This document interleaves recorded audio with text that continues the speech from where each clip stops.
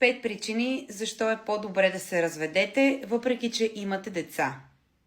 Често при мен идват хора на консултация, които споделят, че единствената причина да не са се развели с половинките си е факта, че имат малки деца.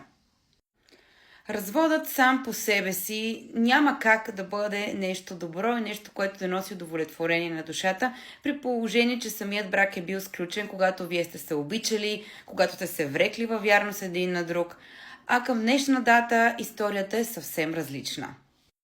Решението за развод може да бъде здравословно, когато на лице са тези 5 причини. Първата, в брака има физическо и емоционално насилие. Когато вашите деца са в среда, в която вие сте жертва на домашно насилие, на емоционален и психически тормоз, финансов тормоз, дори и те самите да не са преки жертви, то те са свидетели и това остава тежък отпечатък върху тяхната психика.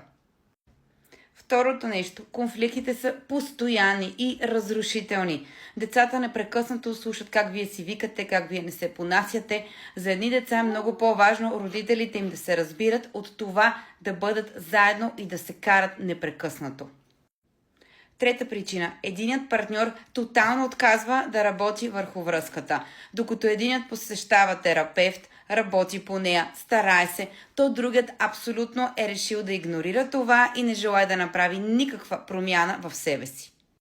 Четвърта причина. Децата израстват с нездравословен пример за това какви трябва да бъдат отношенията. Те виждат неуважение, виждат липса на истинска любов. Знаете ли колко пъти, когато при мен идват зрели хора на консултация и когато ги попитам как майката и бащата ти показаха, че се обичат един друг, те просто замръзват и ми казват никак.